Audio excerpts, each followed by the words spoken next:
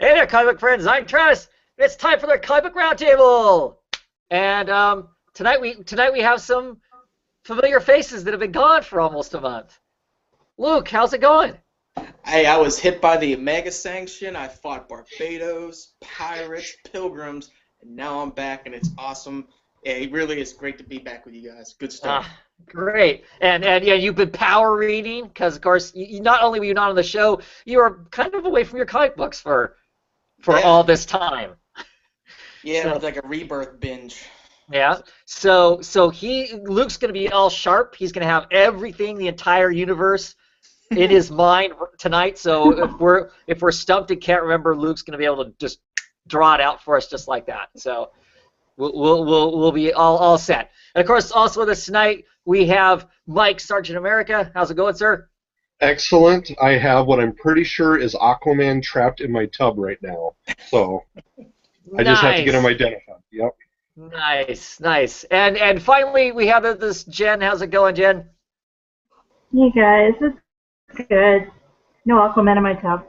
No, I know, not mine either. In my pages, I did read Aquaman this week. Not, yeah. Oh yeah. So, let's just roll right into some comics. We're gonna talk Marvel. We're gonna talk Marvel first this week. What do we want to talk Marvel-wise? Actually, this is my heavy Marvel week. All right. I have 4. Hi. What do we talk first? We want to talk. We want to talk this fiddle battle. Oh, Christmas. I haven't. Oh, Chris, I haven't read all of John DeCosta's comment. He commented on my poll video this week because I was commenting on the fact I mean I wasn't sure exactly what all this meant. I mean clearly Heroes for Hire. My understanding is I'm being told by him the W is if it's an East Coast radio station, it has to have W in front of the call sign, and what if it's West Coast, it's K. I'm guessing. Right. Anyway, so that's why it's got the W on the front, because I know a few of us were going, why is that W there? So this has got a fill-in artist of Flavano, is that how you think you'd say it? I don't know. Yeah. Walker writing it as per usual. What'd you think, Mike? I almost wasn't going to pick it up. I wasn't all that excited about the previous artist, but I did like this guy. So I grabbed it, read it, enjoyed it. It's the fun read. It's the enjoyable watching him pimp out the Fantastic Four mobile. Yeah, It's so great. it's the what, Power Fist is what they're calling it? Yeah. No, now it's the Fist Mobile, This mobile. which I'm not sure which is more embarrassing sounding, but well, the It, one thing about this artist is this artist kind of has the same style as yeah, as Green, right? So yeah, just a little more polished. Yeah, or a little more traditional based off of it. But right, I think the coloring kind of helped keep it with the same style. So yeah, yeah, I did like how the writer told the story by fixing everybody's story in it. That it's here's the story, now here's what really happened, now here's what really happened, now here's what really happened. right. And I thought that was a fun way to tell it. Yeah. The classic. We get the same situation told to us by multiple people, from a eyewitness citizen videoing these guys fighting a guy to the what was the villain's name? It's Yeah, it's something ridiculous. yeah, Anyway, the villain, you get to the villain's perspective, which is funny because the villain's missing almost all of his teeth now because they got knocked out. So of course he's talking with all the lisps that somebody would who's missing most of their teeth. It's told through the hot dog vendor version of it, and then of course you get Power Man and Iron Fist version of it too. And it's funny. I mean it's just entertainment for me. It's not like there's anything really moving these characters forward in any way, or that this is influencing the Marvel universe in any fashion. But it's just a damn fun comic. It's just funny. I mean, the Jessica Drew stuff. Not Jessica Drew. The oh, now Jessica it's all I can Drew. think of. Yes, Jessica Jones. Jones. Thank you. Yes. Power Man's wife. The little bits and pieces that are in this are great. I love the scenes there because if you look in the background, their baby is doing all kinds of obnoxious stuff. Like she's listening to the radio of this horrible, because the two of them are live on the air talking, and of course they're fighting with each other because they're like bickering old wife, married couple. The two of them, Iron Fist and Power Man, nagging at each other, and she's like, "Oh my gosh, these guys realize that they're live while all this, nagging and stuff is going on." And in the background, the baby has got is knocking a table with a pitcher over, the whole pitcher of water looks like it's gonna dump on her head and all this other kind of, craziness and whatnot. So, I don't know. The bad guy is Manslaughter Mardale. Yeah. Marsdale, yeah. Whoever that is. I mean, I don't know if that's a known. Yeah. Yeah. Anyway, I like it. It's a fun comic. It's funny to read. If this series was all like this, just these kind of silly one shots, I probably would have a good time with it being that and not trying to tell me a story arc. Of course, next issue, what happens? Civil War 2. Yeah, it gets shackled with the Civil War stuff, so that's going to be a bummer. Yeah. But so it's fun to get one more issue anyway that's not tied down with the malarkey, right? Have you heard, was there a reason why we had a guest artist or artist change? Don't know. Okay. Hadn't heard, and I wasn't left with the impression, in April, talking with Green then, it seemed to me like that he was on board doing the book, so I don't know. Okay. No idea. What else? Did you get any Marvel books this week, Jen? Yeah, I got a few, actually. I got the Civil War 2 tie-in. Oh yeah. It was Marvel. Issue number 8. Yeah. I still managed to enjoy it, but I'm not enjoying Civil War and storyline. I don't really have an interest in the Minority Report type story. So, I still enjoyed it because of the background and stuff and how they kind of tied it in, but okay. Yeah, that's basically where I'm at too. G. Willow Wilson does a good job of keeping it low key, for the character, because that's here. They kind of address some of the stuff I am kind of curious about. Not that I'm not really curious about Civil War, but the idea, because Camilla works with both people who are on opposite sides of this whole thing. They've been billing this event as being Carol versus, Captain Marvel versus Iron Man. Well, she, clearly idolizes Captain Marvel, and she works with Iron Man. So I was kind of curious to see how this was all going to play out. And I do kind of like that they use Camilla in here as kind of a, she's going the whole spectrum, which I think a lot of people would. When you first hear about this idea, hey, we can catch the bad guys before they do bad stuff. Well, that sounds cool. We're not really thinking about it. That sounds awesome. And to have one of our friends kind of go, ooh, this is kind of creepy to get into the, So, unfortunately, we're going to get another issue after this that's also tied into this. But this is one of the books I'm going to keep getting, even as long as it's tied in, because I just like the character that much, and at least with this issue, it felt like G. Willow Wilson still has enough control over the book to kind of personalize it, even though it's event-oriented. I have another book I'll talk about that is, completely off the rails because of Civil War. But so it's enjoyable for being Ms. Marvel. It still feels like Ms. Marvel, but a waste of time for those of us who aren't doing the Civil War thing, right? As far as story goes, Yeah. The only thing I'm concerned about with Civil War is what happens to She-Hulk. Anything else, I don't care about. Yeah. Hey, Luke, did you get any Marvel books this week? Any Spider-Man or? No. I got three issues I still got to read, but it's at the bottom. That's. I hear you, man. Okay, so I will talk about another book that I got that really is mired in Civil War 2. The Ultimates, issue number 8, Whereas I love this team. I mean, I don't know. I don't hear a lot of people talk about this book, but just kind of a brief sales point on diversity. So what? There's one white character in this book, and that's Carol Danvers, a lady. Then you've got an ethnic mix of a whole bunch of other stuff. I don't know. Great book.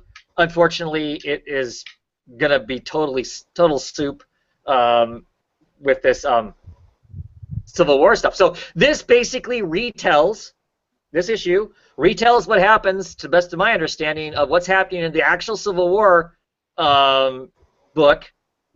So, like, I need my spin-off to just rehash the damn thing. It kind of tells a little bit of perspective of, of these characters personally. And like I said, I'm not reading Civil War, so I don't know how much of it happens in that book. But this basically just retells the whole incident of them picking a fight with Thanos, and they have this tactic that they're going to use, and they kind of screw up. She-Hulk gets dusted. I mean, there's just this massive explosion and whatnot. You don't see what happens to her, and Iron Patriot basically goes, oh no, Jen, and then gets a hole about this big blown through his chest, and now he's sitting under a sheet, very, very dead. And all you get is some kind of side stories.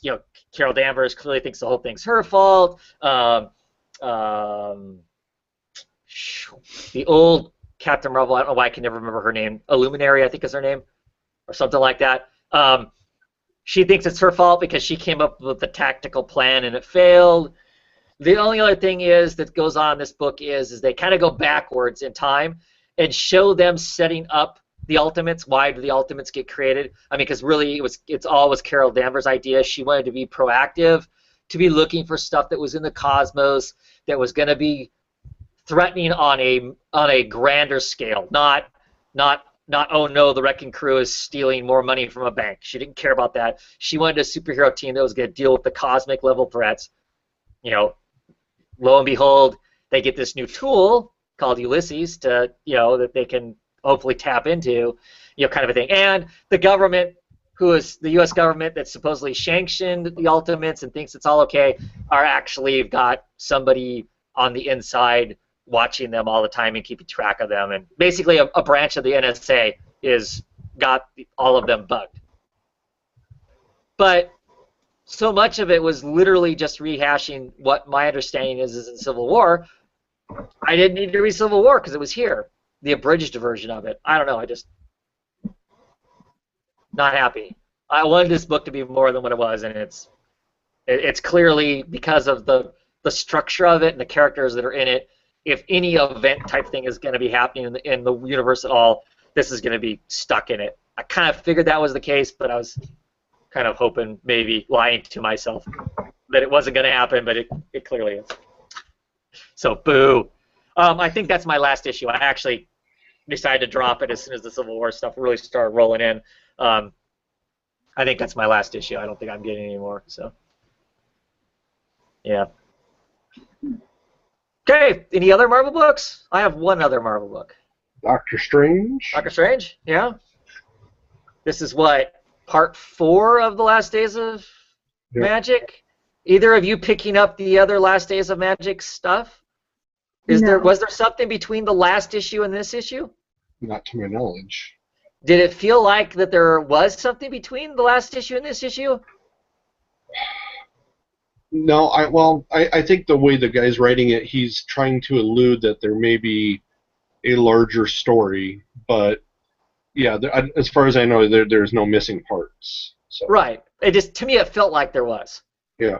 When I started this issue, I'm like going, oh, I feel like we aggressively jumped with all the gathering of all of the magically attuned people who really don't have magic per se. They're going to be the next group of monks to be tortured, right? Yeah. Well, and that was even the fill-in issue or the other Days of Magic issue that I did read was just about like, oh, you want to know who these people are? Well, here, here, and here. So maybe he originally thought it and they just decided to cut that there probably were going to be more, and the book didn't sell well enough. But And I did worry. I mean, this one did start off again with, well, we're gathering magic or pieces and people and all that. And that was, I know, what a lot of other people had complaints on. And I was worried about that, but it did progress nicely once we got to the mansion in the basement. The creature in the cellar. Right. Now, because I haven't read any other books that had the thing in the cellar, other than, ooh, there's something in the cellar. And as far as I know, no, that was it. Everybody kept hinting. Strange mentioned it as something that he kind of used for power, and the librarian that he likes mentioned it. So that she went down and opened up the door. We knew that, and that was kind of the last of that, right? And so it felt like when we got to the cellar in this one that I don't know. I just felt like I missed something. It felt like there was an issue in between the last issue and this issue of content to make it all more significant. You know, I mean, clearly we get to see what the menace is that's in the basement to some degree, but still not really. I don't know. I think that may be about how Aaron's writes. I think he uses lack of information to create curiosity. And I'm kind of thinking of that on like the Thor book. I mean, when he wrote the beginning of that and Thor picks up the hammer, I mean, the first arc is just who is she, and it's just by not giving you information that he's trying to generate it. Yeah. What did you think, Jen? Well, I like this issue better than last issue. I mean, I think it was dragging on for me, so I'm kind of glad we're getting through this arc. I'm interested to see what happens next issue and maybe where we go from here, you know. And that's exactly where I was when I was finished with this. I mean, I still like the book. I like the character. I like the way the character's written. I think he's interesting. I love the art, the style the art is and whatnot. I like the design of the bad guys, but I just kind of want, this doesn't feel, this should feel more momentous than what it does, and it doesn't. That's the one downside to me. It's like, my God, we're on the verge of there not being any magic in the entire universe. But it doesn't feel that... Yeah. It doesn't feel that, oh my gosh-ish, I guess. Yeah. I'll agree with you on that. I was glad to see, though, that they actually attacked the main villain, because at least that lets us know that's what the next and the last book of the arc is going to be. So we've still got 2 more issues of Last Days of Magic? I thought it said next issue is last issue, the Last Days of Magic finale. Okay. So one more issue. One more issue, yeah. That's what I thought. And of course, I suspect that the real danger is going to ultimately be the thing in the basement, right? Yeah. Because there is a price to be paid. They keep mentioning that part of it. So. Well, right, and he sends away the people that would have taken the body blows for him. Yeah. So, yeah, I don't know. I don't know. But I'm kind of with Jen. I'm almost more looking forward to this be done so we can move on to whatever the next adventure is. Because for me, this adventure is kind of sputtered, and like I said, doesn't feel like it has the gravity that it should have. I don't know. It doesn't feel. Ooh. It started out that way. When this thing first started and this weird stuff started slipping in. It seemed ooh, and now it just feels kind of. I don't know. Maybe that's just because all the magic people were gutted, and now they're left with Tinker Toys to fight with or something. I don't know. But it doesn't feel epic. It feels. I don't know.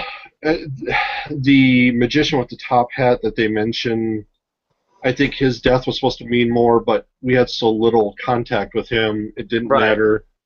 And everybody else doesn't seem to be suffering as much as... Well, and even Strange doesn't seem to be in such a bad shape. So, it's definitely, I see what your point on that. Yeah. Okay. Any other Marvel books? I got one more then, if nobody else does. Oh, Jen, what do you got? One more. Thor. Yep. Right on. What do you think of Thor? I really enjoy with both Thor and Rosalind who is the secret agent slash somewhat girlfriend of Thor, the son of Odin, Odin's son. Um, the way he writes them, they are two extremely strong characters. You know, our Thor is strong because we see her going through the chemotherapy again, and she knows every time she turns into Thor, it wipes out everything that the chemo does. But she still keeps going to the chemo. So that is, that shows that strength, the determination.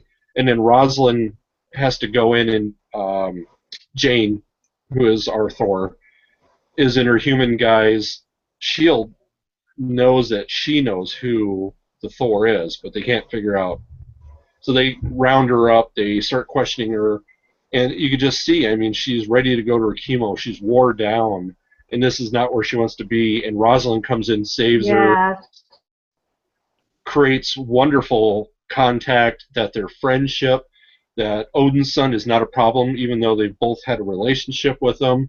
It's just, I think, smart writing with that. And then, of course, we get to see some, the bad guys. They make like another cabal of people you've seen in other books that are bad guys.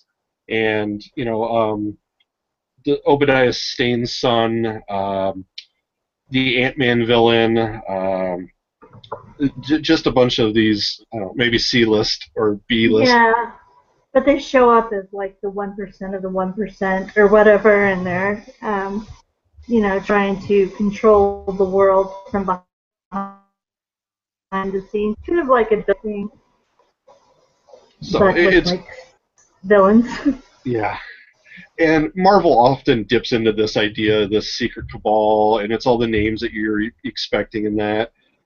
It was just good to see them, so that it gives us a chance for a bunch of villains. I just think it's continuing to be a great book, that Aaron's is writing it very strong. So the new villain they introduce, Obolete Midas, I didn't care for her character. She's kind of a... the Exterminatrix, I think they said her name was. Yeah. Yeah. An S&M character, all, the leather mask and lipstick and the whip, and I don't know. That would seem to be the worst writing of the whole thing, but I guess they want to have a good female villain, so it'll be interesting to see if they strengthen her character. So every time she goes to be Thor, it cancels out her chemo. Yes. So, but does it arrest her? Does it arrest her cancer while she's Thor? Yes. So Jane is continually getting sicker. She becomes Thor. She gets all that strength and power. Then she goes back to being Jane, who is still little by little being torn apart by the cancer. Wow. So it is the idea that eventually the cancer will kill her, or she has to lock into Thor permanently, or something. Or she has to hand over the hammer and finally get all of her treatment in. I think that'll be the most interesting part on how they're going to wrap this up. Yeah, that's a good book. I really, really enjoyed it. Yeah. Sounds really good. I have to get the trades because I clearly screwed up getting the book in singles. So, and it doesn't seem to have any Civil War II insight. I mean, Nice.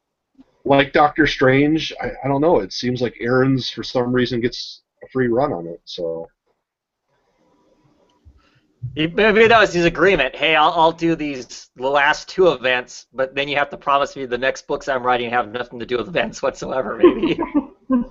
Yeah, maybe. I don't know. Yeah. Nice. Cool. Only other Marvel I got was Gwenpool.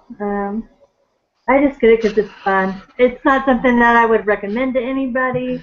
I enjoy it, though. It's kind of cute. I like the idea. She comes from our world rather than, and she knows it's a comic book. And in this one, she actually gets Doctor Strange to give her a driver's license and everything so she can be part of this world and get a bank account, get an apartment, things like that. So it's just fun. It's not anything serious. She's one of right now she's gotten herself in trouble. She's MODOK Tenchman for the moment. Nice. Love MODOK. So, yeah, it's fun, but, you know, like I said, I wouldn't really recommend it to anybody. But sometimes books like that are fun when they clearly are going to have no impact whatsoever on anything else that's going on. It just doesn't matter, and it's just going to go out there and kind of be its own thing. I guess my problem with like the actual Deadpool book is it's stupid, and I'm also supposed to take it serious at the same time, and I can't do that because sorry Deadpool fans, it's just dumb. You know, well, she doesn't have any Deadpool powers. Right. You know what I mean? Right. And when she first gets in the book, she thinks that she's invincible. Like nothing's bad's gonna happen, and she just happens to fall into like a truck full of dust that cushion her fall. You know, things like that. Right. And then one of her friends gets killed by MODOK, and then she's like, "Oh crap! That could have been me." You know. Mm. So she's kind of in over her head now, so I mean that's kind of interesting, but yeah, I still, you know, it's kind of like my Marvel Harley Quinn book, I guess. Sure. Totally get it. Totally get it. For the record, that needs to be quoted and put in at least the description box. It's stupid, but I'm supposed to take it. Right. Right. There's nothing wrong with that then, though. When that's what it's gonna be, there's nothing wrong with that. That's fun. So, okay. So, Marvel news. Anybody got anything interesting? What I can think of. Yeah, see, that's just it for me too. I haven't really heard of anything. I just, well, you know, they're starting to kind of hint about some of the Marvel Now stuff. Which I'm still confused by that. Yeah. How are we going back to Marvel Now? Seriously? But to be honest, I haven't looked at it too closely because I'm kind of waiting to get through what we're doing now before I worry about what's going to be now. So, yeah, I don't know. I mean, like I said, I've seen some sort of advertisement about Ms. America. America Chavez and something to do with Doctor Doom that's coming up in that. So that kind of piques my interest to some degree because I love that character. That's the reason I picked up the Ultimates in the first place. Mostly was because you know she was going to be in that and I was going to get to see her. They hardly use her at all, unfortunately. But you know, so I'm kind of curious about that. But I don't know what that's really going to be. But like I said, I haven't started seriously listening to the pitches yet. I figure we got a while to go before it drops into that, right? Because that comes after the Civil War stuff. So, yeah. And just as a disclaimer, Miss America has nothing to do with me. So. Oh, that's good to know. No relation. No relation. The other America you have up Right. here. Well, she is from another dimension, so Yeah, you're Yeah. safe anyway. So, yeah. Right on. Okay. Well, if no real Marvel news, let's roll on to DC, shall we? Sure. Luke, what have you been reading DC-wise? The way I pretty much anything we were going to talk about this week, I kind of structured it. So obviously did all the Batman, both titles, Right. Which we can go ahead and if we want to lead right off the detective, it kind of leads into this. I Sure. think this is the stronger two. I mean, I know King. I'm kind of giving him some time. I'm Right. sure King will do Right. something good there, but right now the fourth he's got something good going on here. Well, first off, I love your variant cover Oh yeah. where it's kind of that throwback to the the detective run with Batwoman. So hold that cover up again. Yeah, see, that's just cool. Yeah, I like that. That's awesome. So, yeah, I have to agree with you. I'm more excited about this book, but I think that's largely due to just the lineup of people that are in the book. Makes it kind of fun and exciting that we're have kind of a more organized Bat family. They're not.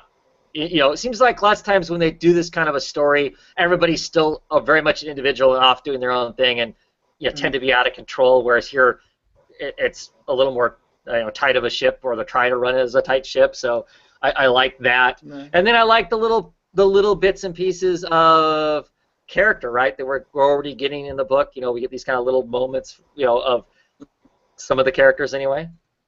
Yeah. And I think the team is good, and the concept of the boot camp, which it fits Batwoman to a T. Oh, right. With her military background, for sure. Yeah, yeah. I mean, it makes sense for Steph, and if with Cassandra or Orphan, that makes sense.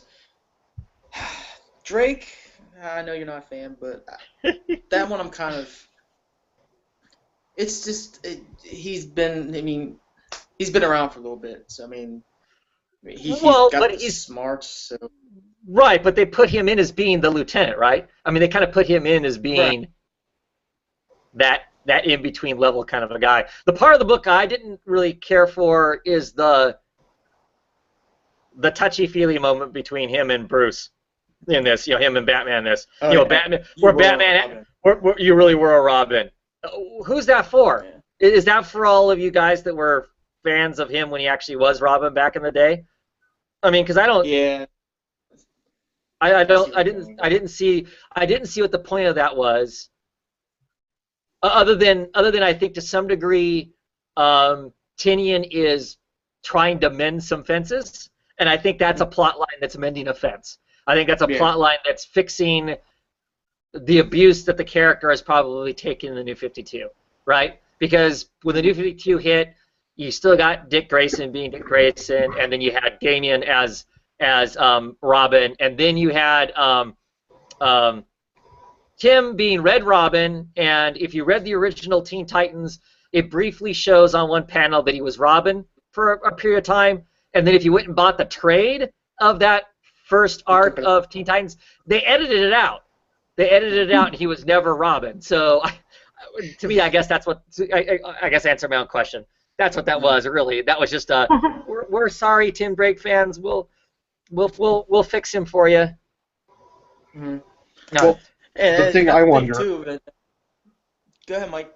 The only thing I was going to ask is, as somebody who just knows bits and pieces, are we supposed to believe all this reverts back? I mean, how long was Tim a Robin? I mean, was he in the pre-52 storyline? I mean, that's what I'm trying to think is, that was the thing that was ignored for the whole 52 line, is where the Robins fit in. And now I was just wondering, are we just supposed to feel like it all reverted back to the original?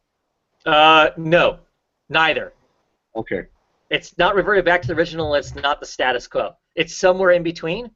And that somewhere in between, I think, is fluid at this point, and I don't think they're going to commit to it, because they tried committing to it with the New 52, and of course, all of us continuity people went, wait a second, there was how many Robins in 5 years? Yeah. There's a problem, right? Yeah. So Damian not adding up to the age, and right. So I think they've kind of opened it back up. I don't know that it's all 100% the way it was, but they've opened it back up to. There was this 10 years of forgotten time that was taken from them that actually happened but somehow didn't happen. And I don't know that we're going to get a 100% answer on that. It's one of those kind of things that if you're going to get mad and frustrated about that, clearly you're going to hate Rebirth. And go ahead and continue to hate DC if that's your bag, since the New 52. Or you can just kind of open your mind to it's kind of a fluid thing, and does it really matter to tell this story exactly what that was? That whole thing that's in this issue with the whole, you were always a Robin, that didn't have to be in there. Okay. I mean, that really is. I really feel like that's just in there to simply,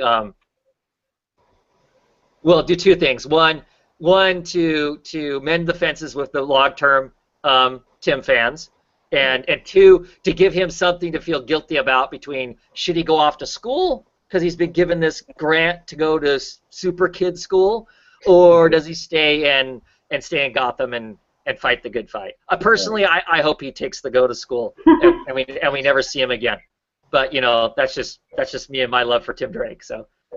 Sorry, Luke. I was just wondering about that history. At least that's my take on it. I mean, that's just me, spouting. Does anybody have a different view on that whole kind of the That was timeline. No, my I view. think you hit it right on the head too. It's just I don't think you just take the whole 10-year that's been gone and don't Yeah. dig too deep into it. Don't make. I mean, you said it dead on. Yeah. That's where I a lot mean, of people kind of got sour. No, unless they try to make it something. If they try to make that, if they start putting stuff in the books to make that timeline work in some way, they're idiots because all they're going to do is hang themselves.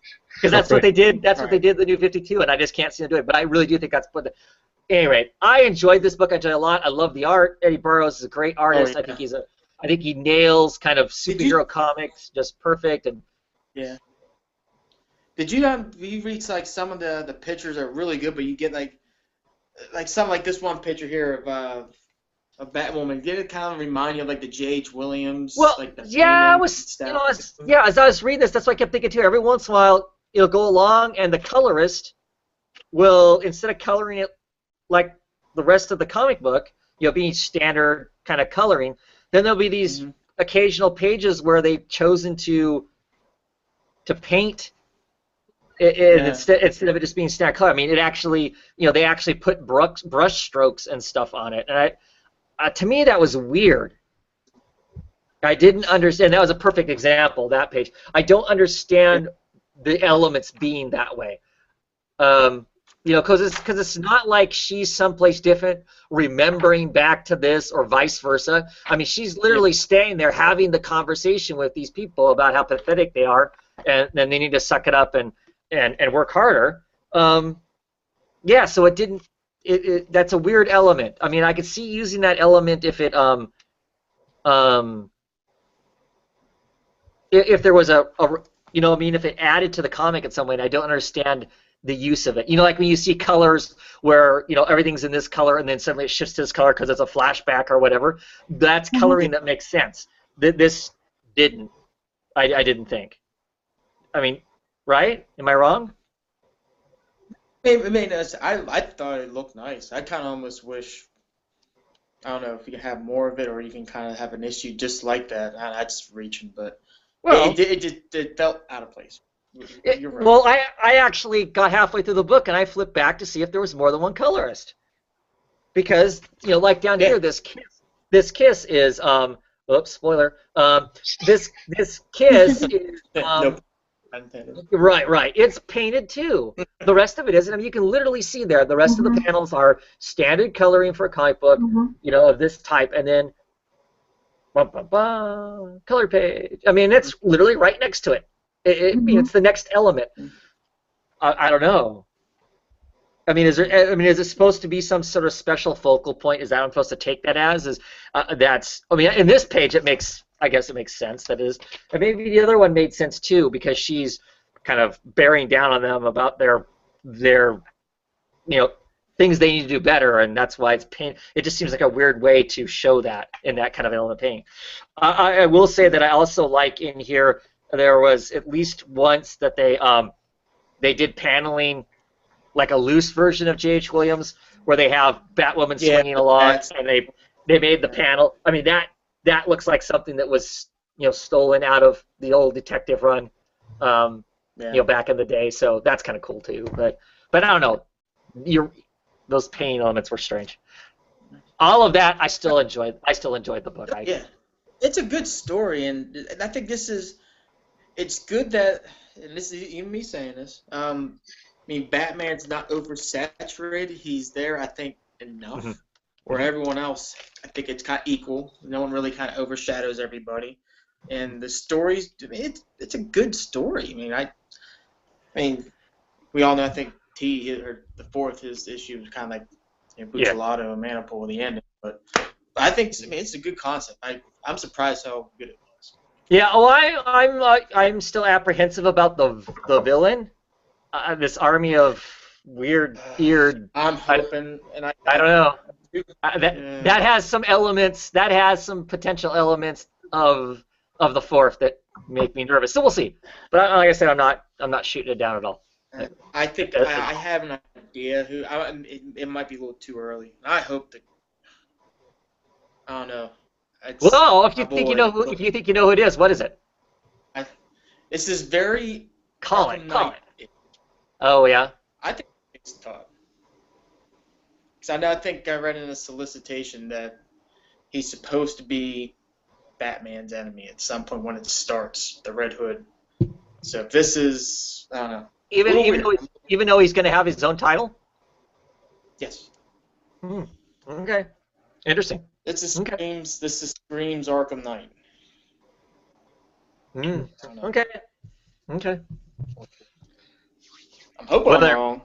Yeah? What other DC books do you want to talk? See. Let's break. Well, I know you got this. How about Flash? Okay. The Flash. Issue number 1. Yeah. Anyone else get it? It's just me and I you. got it. Oh, you got it? Okay. Yeah. So what do we think of the Flash? Was I the only one who read Flash prior to Rebirth? I read some of it out of the manifold books, a lot of. The story with Zoom at the very end, right before they did the whole Riddler thing? Yeah. Okay. Is this I touching? read this, I thought, what's that? Is this touching back on that in some way? A little bit. You know the reference of the Zoom in here you see in this? It's kind of the arc with Zoom. It's kind of the same thing Flash too. I mean, death of his mother and all that good stuff. So, but I just thought they were really going to rehash that story arc all over again. But I don't know. It's just this is one where it's like I sort of saw coming, just because they oversaturated. I think the point that I got too much stuff on my plate. I can't do all things at once, and then you just kind of knew, like, okay, you know how this is going to end. He's going to miss. He's late for something. But I thought it was good. I just think, I don't know about anyone else. It just feels like we're going down roads we've already been down before. If that kind of makes any sense. Sure. Minus the cliffhanger, which.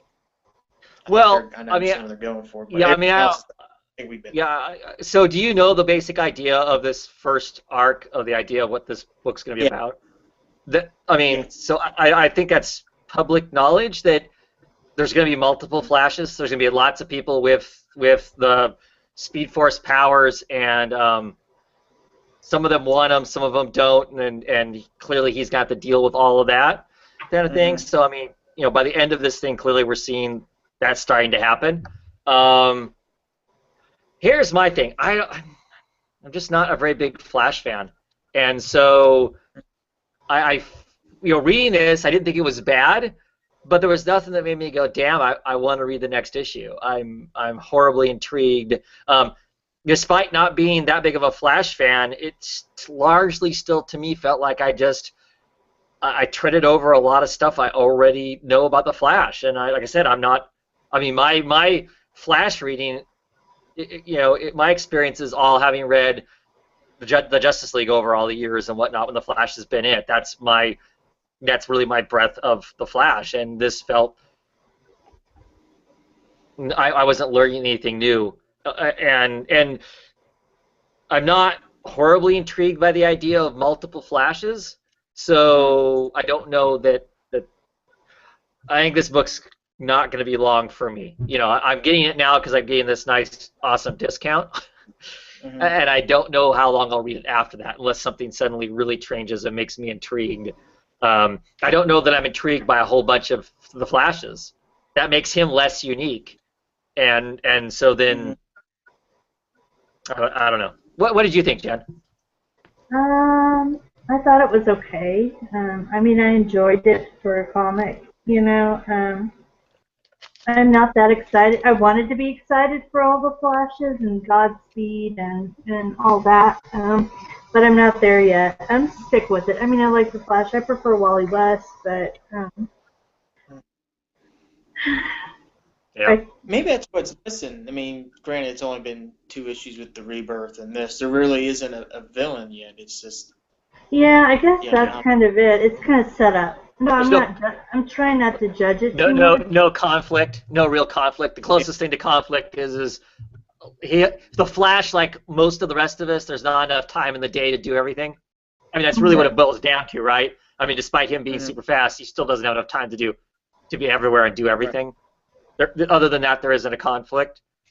I mean, maybe that's the problem. You're right. You know, Ryan was saying that it feels like they're not going anywhere with the book. Nothing goes anywhere until the final page of this issue. You know, because I mean, the Rebirth issue was just a rehash of what happened in the Rebirth DC universe, which I totally agree with. Yeah. Totally agree with. I did not like the Rebirth issue at all because it just felt like I was wasting my time, you know, reading it because I'd already read the story. So this one at least has its own story, though. It doesn't spend very much time going back and going, oh yeah, there's this other thing. I wish they would have. I wish they would have you know what I mean? more. Yeah. By the end of the story, it had a point. You know. Yeah. Yeah. I wish they would have done more with the Kid Flash part of it. I guess because that's a character I don't know at all. You know. Me too. I would be interested about that, and maybe they will once the other Flashes start showing up. I don't know. Right. So I'm give it a chance, but I mean, if it continues to be like this, I don't know how long I would stay on. You know, and quite honestly, I don't know. Is this other Wally West? Is he actually a Kid Flash yet? I mean, I know he was. I know he was before the New 52.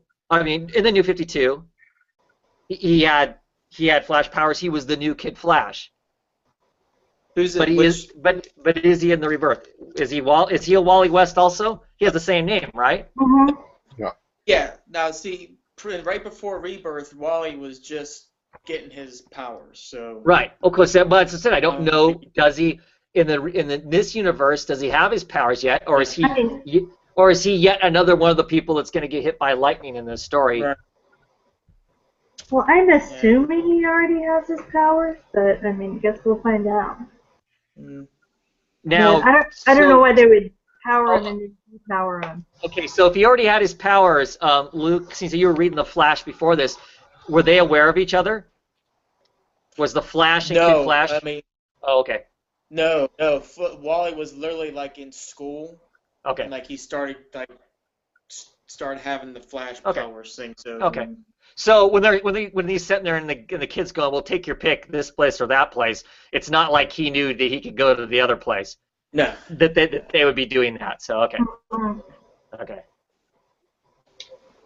Okay. Cool. Do you think that we might see this cheat where we're going to see one story dragged out between two books since it's coming out twice a month? Do you feel like you only got Do you feel like you only got half a story, or do you feel like you got? No, I don't know. This would be. I don't feel like this was even less compressed. You know, it's clearly been a concern with the double shipping. Are they just going to take what would have taken 5 issues to tell? Now they're going to drag it over 10 issues, uncompress it even more. It didn't feel that way. I mean, this could have easily been just a regular monthly comic, and we got this, you know, information and the woe is me. My life's too busy. And then cliffhanger at the end, you know, somebody gets hit with lightning. Wow, and that's where it ended at. So no. This almost could have been the Rebirth issue, to be perfectly honest. You know, it might have been better if it was. Should have been. Yeah. I think I wouldn't be as frustrated now if I didn't have that Rebirth issue. Yeah. I'm kind of trying to keep the Rebirth issues out of my head to some degree because they are. I don't know what you want to call it, a tie-in, a spin-off, or whatever. Right. It's not really the series. It kind of, in some cases, I think it's supposed to kind of introduce us to the characters. I don't know how well of a job it's completely done of that. From the ones I've read so far versus the first issues, I've liked the actual number one of the series better in every single case than I did the Rebirth issue. For me personally, anyway. So.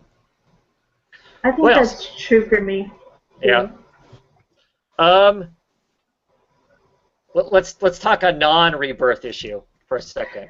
Mike, did you pick up the final issue of the Suicide Squad Plus One? Certainly, yes. Anybody else? Anybody else reading this? No. Nope. Okay. So what do you think, Mike? I thought the Katana ending was simple but was good. I liked it. I liked how they wrapped it up, and especially trapping the female Cobra queen in the blade. I thought was nice. The whole Suicide Squad really wasn't needed, but I guess they kind of brought in the Enchantress, or I'm not sure what her name is. That's The what it magic is. user. It is, all right. As I just was thinking that in Thor. Right. So it was good. I mean, I liked it. I think it held steady the whole time. I think maybe in the middle there was one issue I might have said was a little drop, but otherwise, I mean, it was a good. It was solid. So. Mm-hmm.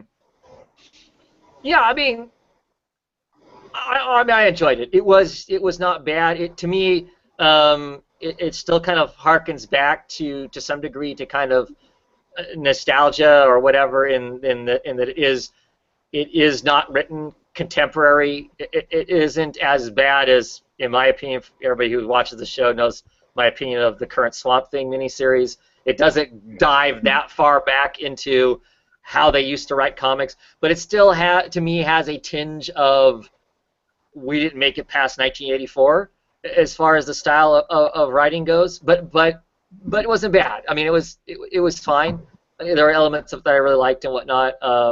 So yeah, I mean, it was a fair treatment of the character, clearly written by the creator. So that all worked and whatnot. I will say I enjoyed the Deadshot. Ultimately, yes. I enjoyed the Deadshot in this a lot more than I enjoyed Katana. Not that I disliked the Katana, but I really enjoyed the Deadshot. And by the way, Luke Buccellato ended a book well. Yes. He landed the 6 issues of Deadshot perfectly. I mean, it really worked out really well.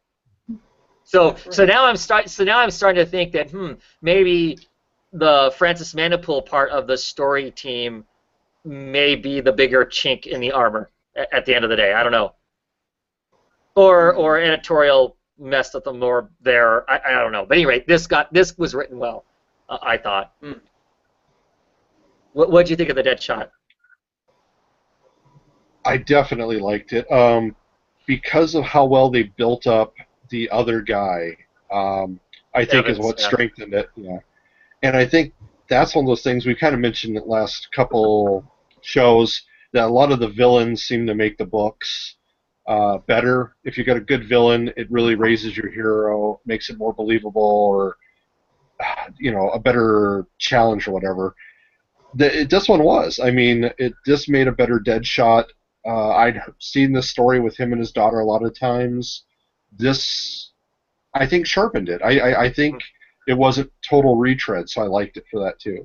Yeah, and I liked how they played Lawton, smart. He was smart in this. I mean, it's basically a duel to the death. He's got limited tools, and he has to follow a certain set of rules. So he finds a way to work within those rules to really screw the other participant up. Up to a point, and then of course he doesn't follow the rules anymore because it's him or his daughter kind of a thing. So you know how that goes. He's gonna do what he needs to do. And I even liked he ends up he strikes a deal with Waller. It seems like Waller actually comes through, so she's not. So Waller is a hard ass, but she's not an utter and complete dirtbag.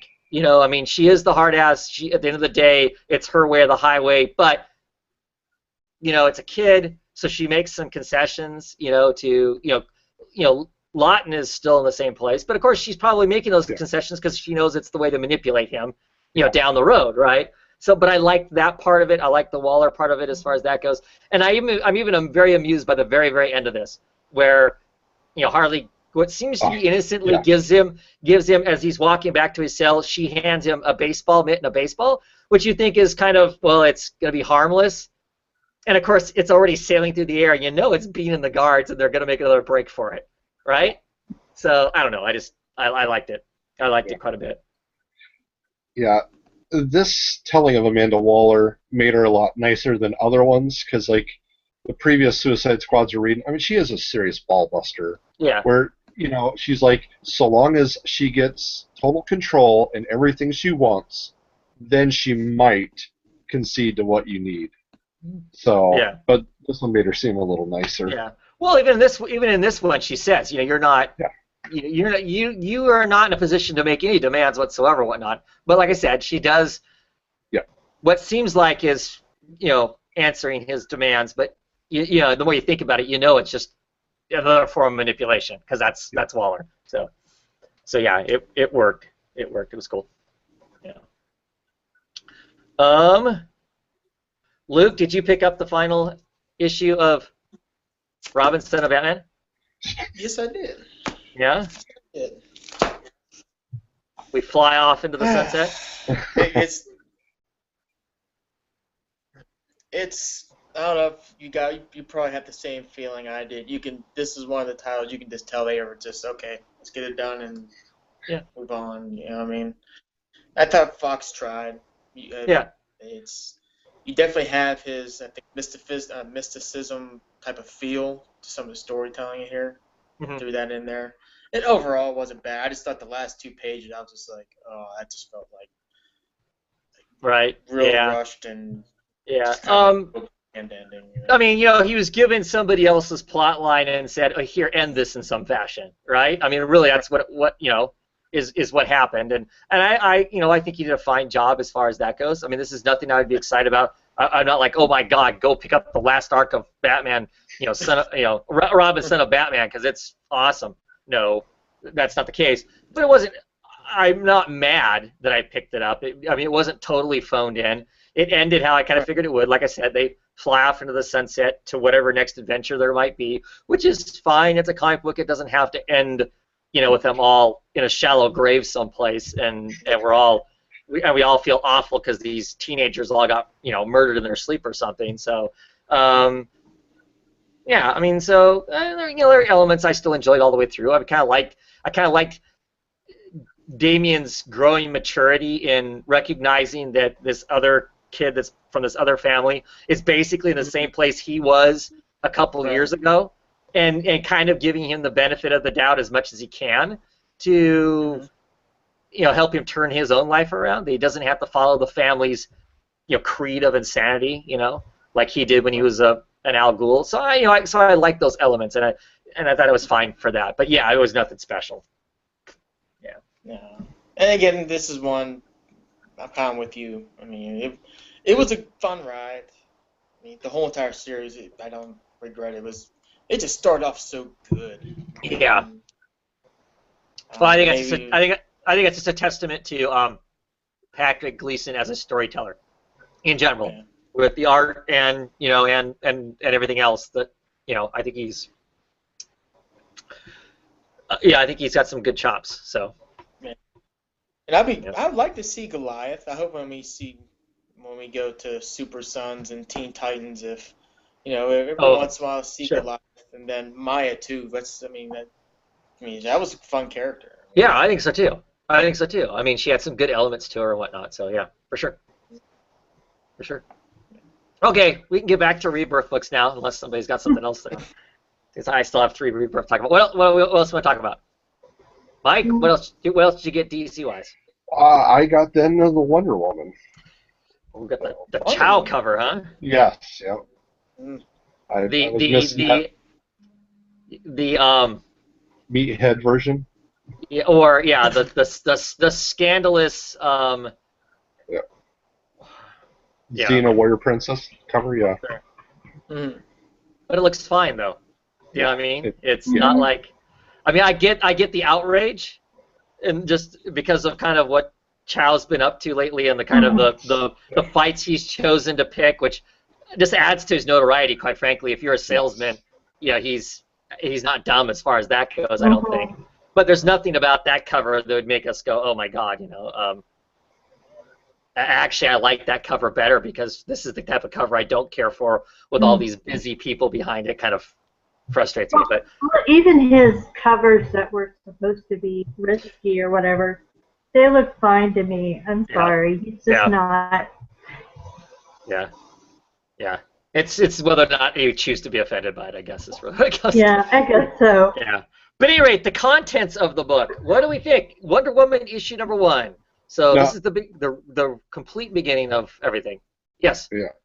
I was just going to say, Luke, you were unable to get this one. Is that correct? But you're going to pick it up next week? Oh, I read it.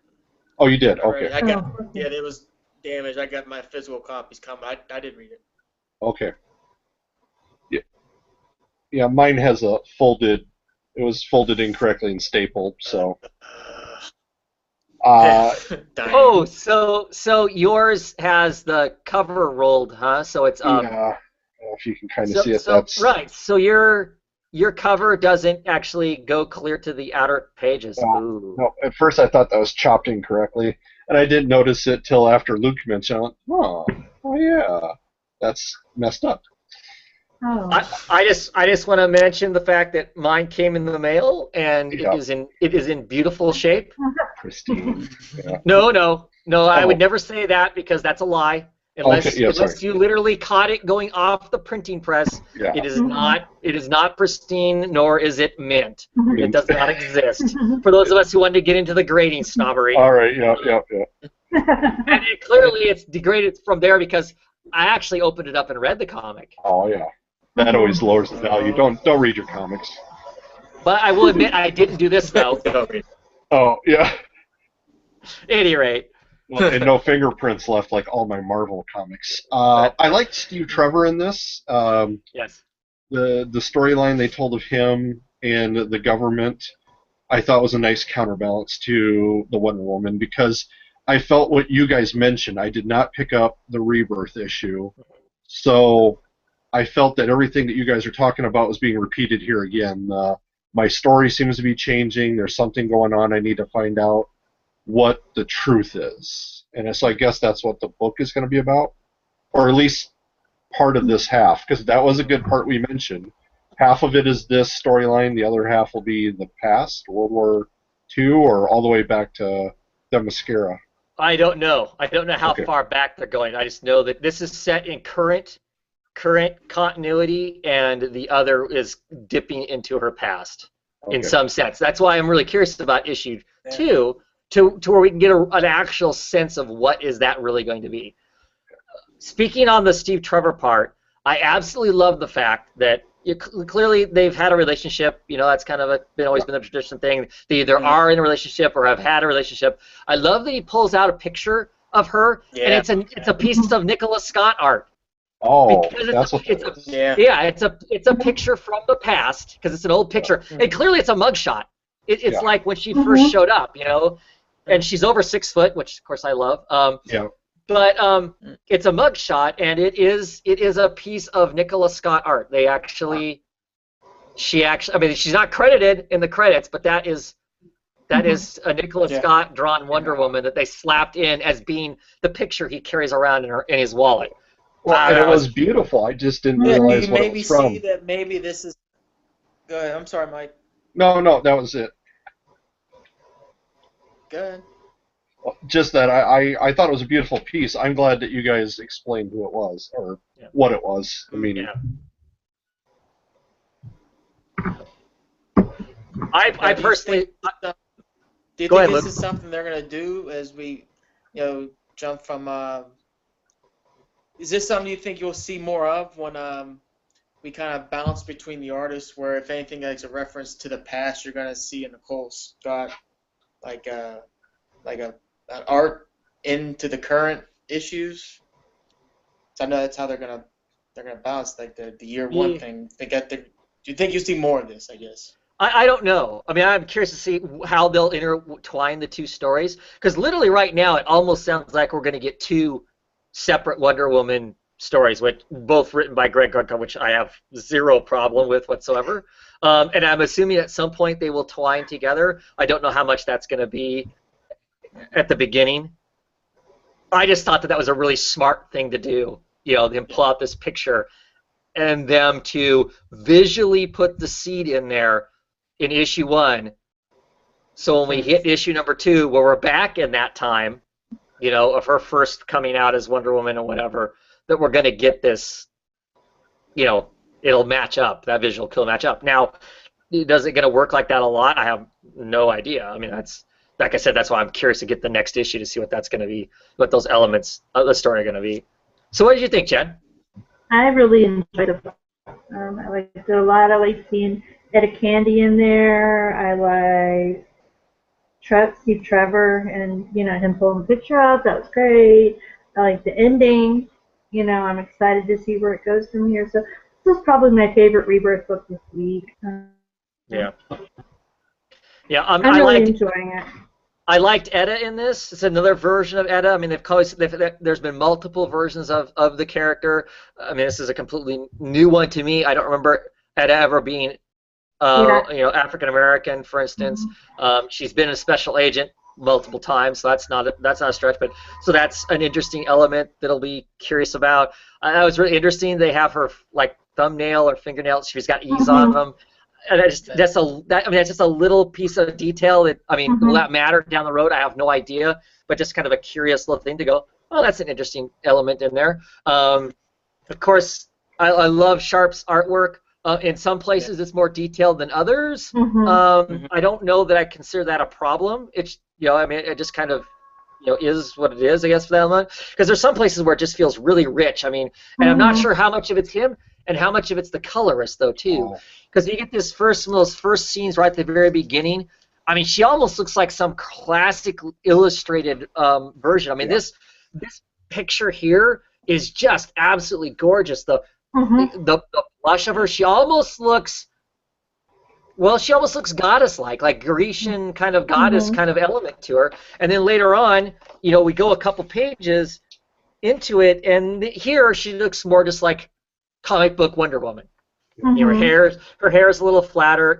There's not as much detail. I don't know if that's the colorist versus Sharp. I don't know which it is for sure. I kind of flipped them back and forth for a while. The background is gorgeously heavily detailed. I like the guy's work. I think it's. I don't want to say sharp because that's a pun, but I liked it. Her face-to-face with the villain at the end, I thought was especially good. Both the picture and I love that villain. So yeah, and I love this interpretation of the villain too. I yes. always kind of liked her being kind of the goddess, or goddess of sorts. At least she's treated that way. All that aspects of it, I really enjoy. Clearly they've moved her back to being even more feline-like. That's cool. It's cool. I love the whole her going in there and the wild beasts that are there and all the other stuff she has to deal with. And I love her kind of. I'm not here to fight. This is your first warning. Okay, smack, smack. Okay, here comes your second warning. Smack, smack. Okay, this is the third one. I don't know. She has. Grucka wrote her immediately with an air of grace about her, which whether you like the New 52 run or not. I always felt like she kind of had that going for her, at least the beginning when Azzarello was writing her. She had an air of grace about her that she doesn't have in any of the other books. She had it in her own book, and of course it immediately went away as soon as the Finches took over. That it just was gone. And I just feel like even this first issue, she immediately on the page has a sense of grace about her. It's not simply I'm going to go in and beat you guys up or whatnot. There's this element of negotiation, this element of grace. To me, that's a word I like to use of Wonder Woman, and I'm always happy when I can apply it. So I like the first issue. If nothing else, I'm going to be excited for issue 3 because we'll have more of what's next with the whole thing at the end of it. So yeah. This is a book I may not have picked up without hearing from you guys on the show. So I would like to thank you guys for talking about it and let me make a good judgment off of some good opinions. So. Sure. Well, for me, I try anything that Greg Rucka writes. So for me, it was a gimme for a lot of reasons and whatnot. So yeah, but like I said, I'm really I enjoyed this issue. I'm really curious as to what next issue is going to be like because to see how those elements of the past are going to work with the current thing that's going on. So yeah. Any other ones? See, I got Justice League.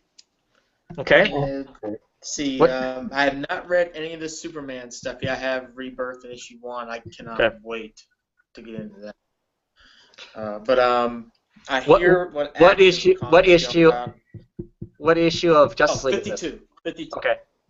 So is this the final issue? So this is the final issue, Okay. written by Dan Jurgens. So kind of figure this was obviously the cover too. Okay, a lot of good heavy Superman reference, and that's pretty much what comes down to is Luthor comes back from Apocalypse. That's what happened at the end of Darkseid War. He went to Apocalypse. That's how he got the actual Superman suit. So he comes back and finds out that Clark is dead, and which I have to go back to issue number 50 at the end of Darkseid War. I don't know. No, that's right. No, he didn't know. That's right. So anyway, he comes back, and then basically the Daily Planet is now owned by Luthor. Oh. The Daily Planet actually had his cape, Superman's cape, and they put two and two together that Clark was Superman, and we're gonna pay homage to Clark. And I don't know if Luthor didn't really like it that much, but he's like, okay, well, he wanted the cape. So how does he get the cape? I'm just gonna buy Daily Planet. So now the cape's now owned by Daily Planet, and now it's mine. And he goes off to the Luthor thing. So it was okay. This is like I said, this is probably more an Action Comics. Maybe this would have been an Action Comics Rebirth issue, maybe. I don't know. But this would have segued in. I think from what I hear about Action Comics, it's more type of thing. So. Right. That issue would definitely give me the origins of Action Comics. What's going on in this story? Are you getting this, Luke? Are you getting Action Comics? No, I'm just getting regular Superman. That's it. No. Okay. So, anybody else? Did anybody else pick up Action Comics issue 958? Nothing. Oh, somebody's not going to say no. I would have gotten it, but I needed to start at number 1. No one's going to say that. Come on. At any rate, clearly, reading 52 would have put this all in motion a little better for me. And clearly, the Superman of this world is dead. Superman from prior universe is taking over as Superman. Doomsday has shown up. It's some different version of Doomsday. By the end of this issue, Superman is assessing that this really isn't this Superman. I mean, this Doomsday is using tactics, and the Doomsday that killed him in the universe prior to 52 never used tactics. So clearly, this Doomsday is a different kind of a Doomsday, and they're fighting, and things are not going well because clearly, Doomsday always wins, or wins in the initial fight all the time. Superman and Lex Luthor are taking turns, taking shots at Doomsday and kind of assessing each other. And kind of going, well, maybe he isn't as bad as I thought he was, which is really not the storyline I wanted. I want the conflict between Lex Luthor and Superman. I want that to be the story, for this. And it may still be that way, but clearly there's a bigger danger than the two of them going after each other currently. So that's what they're dealing with at this point. And of course, there's the elements of the fact in this issue. It also addressed the fact Clark Kent is running around, also.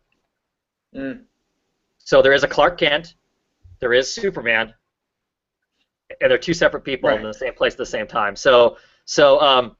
And Jimmy Olsen basically confronts him and said, "Dude, just a couple of weeks ago, you told me, you confided in me that you were Superman, and we all know you're Superman now. What the hell are you doing? Turn into Superman and help that other Superman and Lex Luthor fight this damn thing." And he's like, I can't do that. That's not something I can do. This is the only way this was going to work for me. So I don't know if this... Hold on a second. So you're saying the pre-New 52 Superman... is Superman now. The New 52, there's both of them? Well, and there's Clark Kent. We don't know where this Clark Kent comes from. But literally, literally here's Superman being punched by Doomsday, and there is Clark Kent. So... it's kind of we're given the idea that maybe this is the Clark Kent of New 52, and he didn't figure out how to resurrect himself in some way, but in doing so, he can't be Superman anymore, or he's decided, I don't want to be Superman anymore, but he basically says, I can't be Superman. That's not me. I'm not that. I don't know. Can't remember that he says, I don't know what you're talking about, but he basically goes, no, that's not me. I'm not that. So anyway, that's an interesting element of this story, is you've got the pre-52 Superman, great Superman, being Superman, and then you actually have Clark Kent working for the Daily Planet, telling Jimmy Olsen, hey, you need to be taking these pictures. And Jimmy Olsen's like, he's saying, man, this is gonna be the best story. This is gonna be the story of the year. Pulitzer Prize winning stuff. And Jimmy Olsen's like, you can't write the story. You're in the story. And he's like, what do you mean I'm in the story? I'm not in the story. And he's like, yes, you are. We know you're Superman. You can't be. So, because the Clark in this, the Superman isn't Clark Kent. He's Clark Smith or something like that. Yeah. They're the Smith family or something.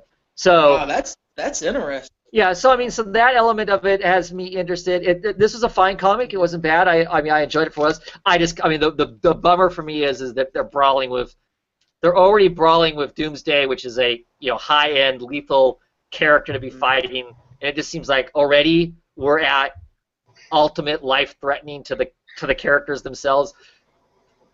I don't know. That element of it kind of like, I didn't want that. Be something else, but it wasn't bad. I'll keep reading it for a while. As far as that goes, I'm not enthralled. Superman is definitely the better of the two. As far as what I like, but it was okay. Okay. I always felt with Superman books that was part of the issue is they either had to use something to dial back his powers so far, right, or it has to be the ultimate end to match his strength. Yeah, but there's so much other stuff. There's all the rest of the world could be threatened, and he could be doing that stuff. Why does it have to be something that's already threatening to kill him when 2 issues prior to this he was not this version of Superman, but Superman was just killed. Yeah. So we just had dead Superman, and we're already telling a story that in the past produced dead Superman before. I don't know it. So. A little too soon, I guess. Yeah. And the other Rebirth issue I picked up was Aquaman. Oh, not Rebirth. I guess it's issue number 1. Anybody pick up Aquaman number 1?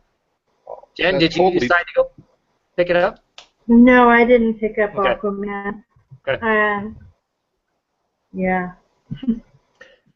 I really did not enjoy the Rebirth issue. It was this kind of stilted narrative that just basically retold everything that happened to him in the New 52.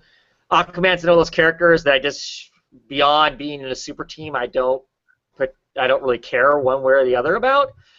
I actually enjoyed this first issue. This first issue was kind of enjoyable. It's basically him and Mira, waking up. They're getting ready to open up the embassy that is going to tie, the Atlanteans to the air breathers and start this kind of cross-cultural thing because he realizes that he has to get rid of this whole be afraid of the Atlantean thing before they go over the cliff. That his brother Orm has caused so much damage in the past, and some of these other people have come, created so much damage that they gotta fix this fear thing to where they're just another, they're humans too. They just chose to live under the water, instead of coming to the surface, and that they shouldn't be, people shouldn't be afraid of them, and that the Atlanteans shouldn't be disgusted by the Earth people, by the Landwalkers, because.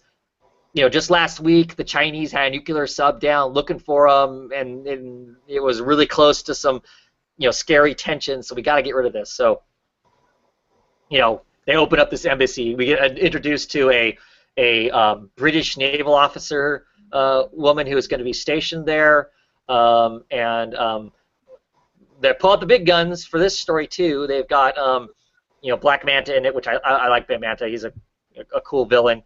He is gonna wreck. He's gonna wreck Aquaman's day. He shows up to basically screw with Aquaman. Aquaman murdered his father.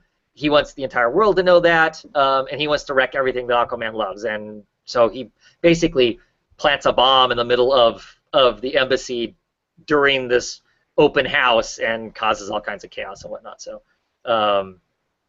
yeah. It wasn't bad. It wasn't bad. I don't know that I'm like, oh my gosh, Aquaman! I can't wait to see what happens next. But I enjoyed it, and I'm looking forward to the next issue, kind of a thing. So. Now, when you got that comic, did you choose which cover you wanted, or was there just the one choice? I just picked I didn't get the variant. Okay. For me, ordering the books, I got 50% off if I just took the regular cover, and I think it was like 40 or 45% off if I got the variant cover. So I'm a cheap bastard when it comes to comics that I don't know that I want to read. So yeah, because this is, I don't know. this is supposedly done by Walker, but the art on the inside is way better than this cover. And once again, this is the type of cover that is Right. anybody who's watched any of my old cover the covers things. This is the kind of cover I beat up on really badly. So I think the variant was like just him, as big as can be, and with a scowl. And I thought that looked really good. That's why I was wondering. Yeah. So no, I'm like I said, yes, Christina, I did say that I enjoyed Aquaman. Once this goes live, I will go back in and I'll edit that part out so no one can say it. Yeah. But yeah, it wasn't bad. It wasn't bad. I'm curious. But the difference between this #1 and the Rebirth was this is just it's telling a story. It doesn't care about what was in the past. Them in the morning having a cup of coffee clearly discusses the tension that's there between the Atlanteans and the people on the surface, and what their goal is to try and fix that. They pretty much acknowledge the fact that it probably won't even happen in their lifetime, but somebody has to start now. They have to start the action now before anything gets worse, and I like that. I mean, to me, that's an interesting idea and stuff. Clearly, it's quickly getting railroaded by one villain. We'll see where that goes and stuff, and how this British naval officer fits into it. I'm curious about that too. She seems like she could be an interesting character as a secondary character to Aquaman itself. And Mira seems to have as much of a role in the story as Arthur does too. So which is kind of cool. Anyway, and that's it for my DC books. Anybody got any others?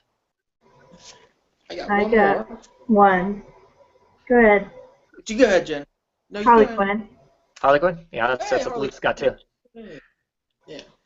It's so stupid, but you gotta take it serious. But this is in a good way. This is a good one. It was kind of. I like the robot, except for I don't know. Sometimes it goes too base for me. I was okay with the boob missiles, but the ass missiles kind of took it over the edge for me. A little too much with the butt missiles. So. Yeah, the butt muscle when she takes a dump in the robot in the ceiling and the roof. Yeah, that was it for me at that point. But I love Harley, so I'll keep getting it.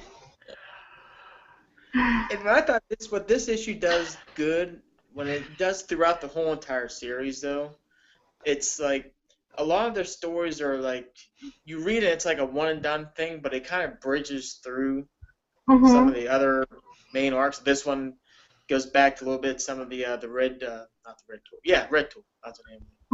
Red Tool story arc, how the robots came to be, and little self-references like that, which I think going into Rebirth, when we're doing this bi-weekly, this is why I think Harley Quinn can work, because a lot of the stories are short, one issue, but it kind of builds on, otherwise without feeling like an elongated story arc.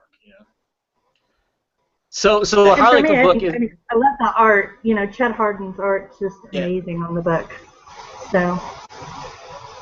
So Harley is going to go to double shipping, right? Mm-hmm. Is it getting renumbered, or is it just going to continue on with its number right now? I don't know. I don't know either. Okay. I just assumed they were going to renumber. I assumed it was going to start over with #1 too. Yeah. Wasn't it kind of implied that Harley Quinn was going to go to double shipping before they even were talking about Rebirth? I mean, wasn't there kind of a plan in place, or was it just there were going to be multiple books? They have multiple books. I mean, Harley and a gang of Harleys, and there's 3 books, right? Little Black Book. They're still doing the Black Book. That's still going on. And there's the Harley. Then there's Harley and the Harley gang. Right. Right. And then there's the is the team up over? Is the Harley Power Girl team up book? Is that done? I think that's done. Okay. Yeah. Christina says it is getting renumbered. I kind of figured it probably was. Thank you, Christina. Yeah. I kind of figured that's the case. Cool. Any others? That's it for me. Okay. DC news? We got any DC news? I was just looking, and they said with the September solicitations, that there is no word on when Super Sons is coming out. That because of where we kind of mentioned off air, some of this double shipping is really causing a problem.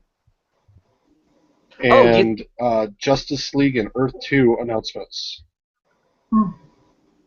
so are you saying that you think there's a correlation between a potential delay with the Super Sons because those artists got moved to fill in holes on the other books that are already going?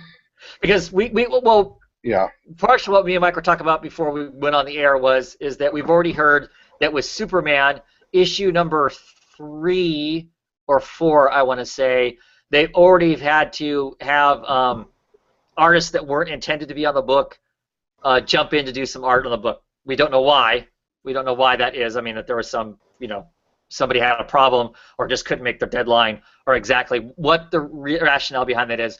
But we're already starting to see not planned art changes happening. So, and I think we've discussed in the past when they first brought up this whole double shipping thing. I think, at least me, I know for sure, have said that was one of the concerns about this double shipping thing is, are books going to suddenly get inconsistent, and are they going to get inconsistent? Between issues, having a different artist isn't as disruptive as literally having different artists in the same issue, unless there's a rationale for there to be a change in artist. I mean, if you have a flashback, the artist can change, and it doesn't matter because that just adds to the element of it being a flashback, clearly. But if you've got one page you're reading on the left-hand side, and when you get from that page in panels to the next page, and it's the same action sequence happening, and suddenly it's some different artist doing it, it can really throw you out of the book. So it's kind of a bummer to be hearing that already. I'm hoping to hold judgment and just write it out and see what it ends up actually looking like when it's on the page and what that means. But that's curious that you're saying, if you're saying that the assumption is that we're actually getting books that we don't have a solicitation date for now, because the people who are working on that are potentially, because they never announced. I don't think they ever announced who was going to be the artist on Super Sons. I don't think so. Did they ever announce who any of the creators on that book were? I feel like they didn't. I feel like they just said, we're going to do this book, but I don't think they ever said, this is who's doing it. Oh, all right. Yeah, I think like Super Son Earth 2 was still floating. Right. It was we're doing these books, we have no, Okay. The article I was looking at said George Jamirez is who they thought was being touted for it. For Super Sons. Oh, okay. Okay. Well, yeah, I don't know. I guess the upside is it hasn't been solicited. It hasn't been solicited yet, so at least it can't get screwed up. Do you know what I mean? Yeah. It may be another 6 months before we see it, but at least they didn't solicit it, and then, oops, all of a sudden it never shows up, kind of a thing. I rather that, than, and I rather they spend the energy to make sure they plug the holes in the stuff that's already floating than let it sink. Because boy, if they can't delay it like they did. I mean, we finally got issue number 52 of the Justice League. I mean, it's how many months behind? So we can't have a delay like that with double ship books, because that would jam things up so bad that, I mean, I'm sure everybody behind them would be happy. It's like, oh no, they didn't get their issue done. That means I've got an extra month to do my issues. So I don't know. I mean, that would be the upside, but with they're going to have to keep the shipping schedule, I would think, with the double shipping. So yeah, I don't know. It's gonna be interesting. It's gonna be interesting to see exactly how that all pans out. I'm trying to think positive and hoping for the best. So yeah. Yeah, and then Super Sons is a book I'm curious about. I'm curious to see what kind of story they're going to tell. What little bit I've gotten introduced to John, Superman's son, in the Superman book, he looks like he's going to be an interesting kid. He's not Damian, but he's not like the total polar opposite of Damian either, which I was kind of concerned that maybe we would get this, odd couple, book with these two kids that are mirror images of their fathers, and so we'd just be reading a children's version of Batman Superman. But I think potentially the characters are different enough from their fathers that we get a different story, hopefully. So I don't know. So how far out does your packet go? Did it incorporate Super Sons? Your deal that you got through your comics? I don't remember. I'm gonna look real quick here. I do not remember it being in the solicits. Do you, Jen, when you did your this latest order? Do you remember seeing Super Sons in there? I don't know. I don't remember it, but I'm not picking up any super books, so Right. So I probably didn't pay attention, Let's see. This is the stuff that's I order in June, which means it comes out in what? August, right? Yeah, August. So all I go out is August, and that's the that doesn't have Super Sons in it. So that's Blue Beetle, Deathstroke, Harley Quinn, Supergirl, Suicide Squad, Superwoman, but not that yet. So I will give it 2 weeks, and I would be able to tell you whether or not whether or not we're gonna it would be in my solicitations. But clearly, if you're saying they're looking, because they always have solicitations out a month sooner than what I order from. So, but yeah. So no, it's not like I ordered it and now suddenly it's not going to be there and I'm not going to get it. So, yeah. So any other DC-ish kind of news? I saw some Arrow news. I saw that maybe Artemis was just going to join Arrow. Right. They that's they cast Artemis. That'll be cool. Curious to see how that plays in. Where do we fit another Archer into the into the grand scheme of that show? I know that they cast a Vixen for Legends of Tomorrow. Unfortunately, not the woman who played Vixen briefly in the Arrow version of it. She was tied up doing something else, and so she couldn't do it, which I think is a bummer because she's been doing the voice acting of that character on the cartoon. If you go to their website, they have a cartoon they've been doing exclusively just online, and I think she has the character down because she's been doing the voice acting so long. And I don't know, the episode that I saw of her that she was in, that she was on the CW, she did a great job. But not that I'm saying this new person isn't going to do a great job there. But that's a cool new character to throw into the mix of that other TV show. If anybody's been watching that. Yeah. So, and interesting that they're using yet another character that really doesn't exist hardly anywhere in the DCU. They briefly used her a little bit in Black Canary, but it wasn't much of anything to talk about. So, yeah. Anything else? How far out are we from Suicide Squad? I've been seeing a whole bunch of more ads for it. August Next month, 15th? right? No, okay, August. Yeah. August 15th, I think is what it is. Middle of August, so Yeah. we're about 2 or 3 weeks out from that. Kind of excited still to see that. I try not to pay attention to all the horrible stuff it sounds like people did under the guise of method acting, which is ridiculous. I think we've discussed that before the first time the Leto stuff came up, but whatever. And I know that Margot didn't like her outfit just because, she felt it was too constrictive, too revealing to some degree after, like, everybody else gets comfortable clothes or she eats and then they hose her down with water and then have her act. It's tough not to be self-conscious about those things. So. Yeah. Well, we'll see. Yeah. We'll see how it all plays out. I have pretty high hopes for the movie, so. And hopefully then she can, if it's super successful, I think she's probably going to be. Oh, we lost Mike. I think that I think that I think it's going to be pretty if it's successful, I think it's going to focus on Harley, and I'm hoping that she can use that leverage to then make something better if there are those kinds of problems. So, Okay. are you back with us, Mike?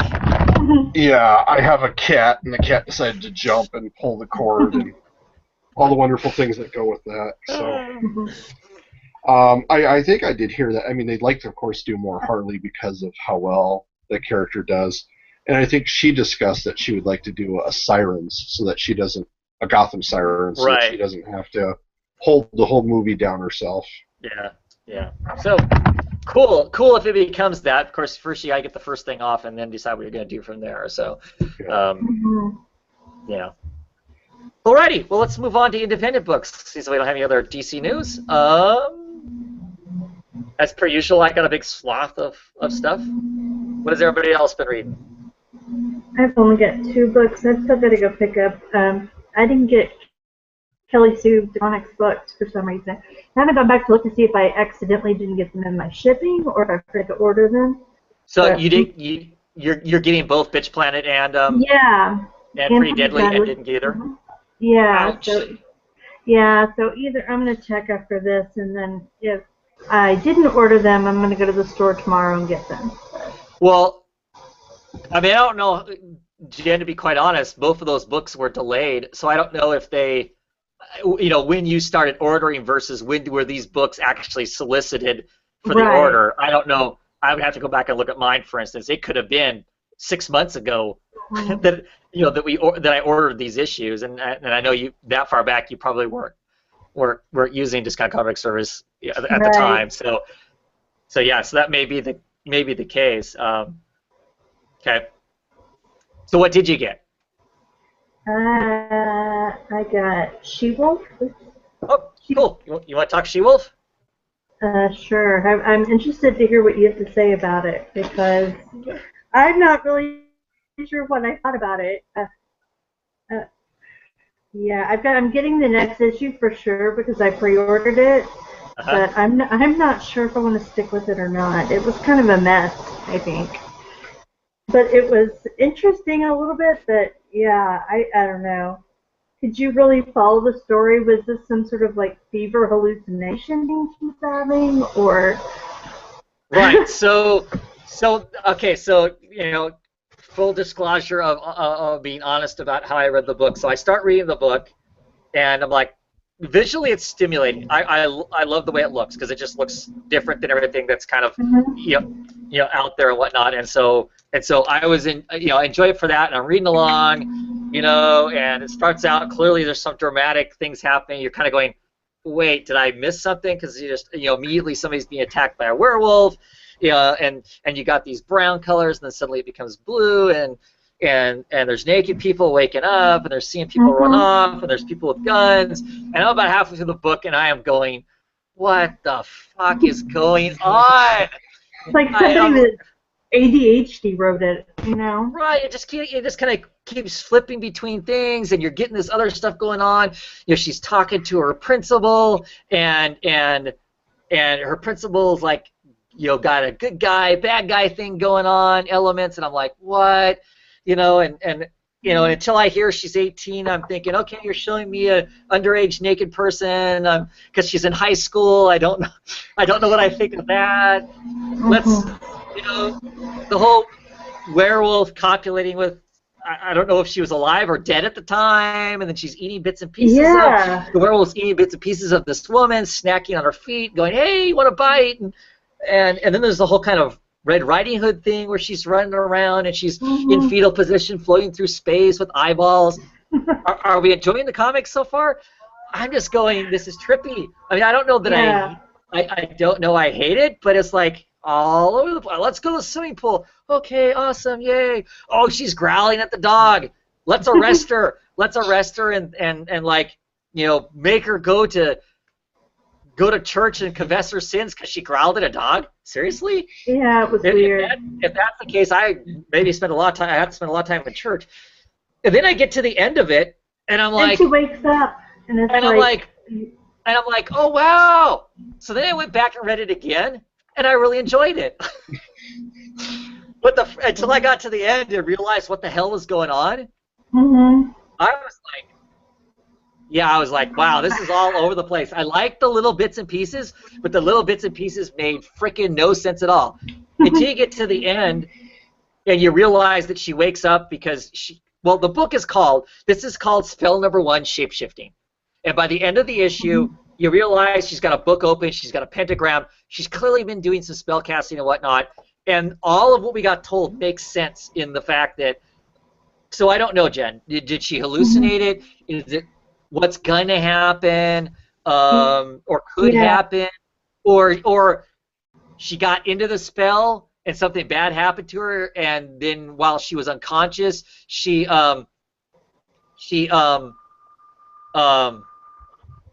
dreamed that this is what might have happened. Mhm. I don't know. I don't know. You know what? I'll tell you though. After I read that, then I actually kind of liked it because visually I don't know. I really liked the book. Yeah, and so now it was different. So yeah, and so I now mean, I did that. yeah, and so now so now when I reading back through it the second time, Mhm. understanding what's really there and stuff, I really like it. But yeah, first read until I get to those last pages, I was not hating Maybe it. I just need to read it again. Uh, I was not I might hating enjoy it, it more. but yeah, but but I'm also one of those people that can enjoy books that just have weird little vignettes that just don't No, necessarily connect. And that's what this kind of was. It was just like a couple pages of this kind of weird, crazy thing, a couple pages of this kind of weird, crazy thing. mhm. Now, is Um, this a mini? Is it like so many issues, or is it ongoing? well, it's an Image book, so my guess would be with the response that I've heard to this book, it is a mini. I don't know if it was planned to be a mini series or not, but I don't Okay. think it makes it past 5 or 6 issues. Okay. Just say I don't know. Um, like I said, ultimately I ended up liking it after the fact. But my first reading experience when I first went through it, no, it was neurotic. It was very neurotic, Mhm.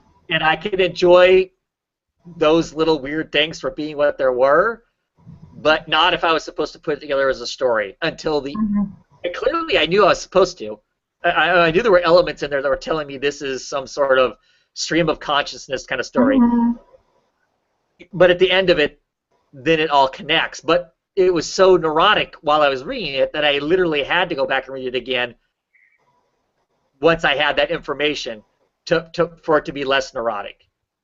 Now, is it a bad thing that the comic forces me to go back and read it a second time? I don't know. I mean, because lots of times good comics, I want to go back and read them again. Not saying that this was good, and that's why I was wanting to read it again. But I don't know if that's a bad thing. I don't know that going, hey, you need to read it more than once to get the full experience from it is a bad thing. Mhm. I don't know. I would not recommend this book to anybody except for Christina. Only because she's watching and she's telling me she told me it was worse than Intersect. And me and her had a really bad experience with Intersect. So, and I don't think this was as bad as Intersect. But everybody's mileage may vary. But no, this is not a book I would recommend for anybody to go pick up. Quite honestly, other than like I said, for me, I love the way it looks. I love this cover, just this graphic. I don't know. I liked it for that part of it.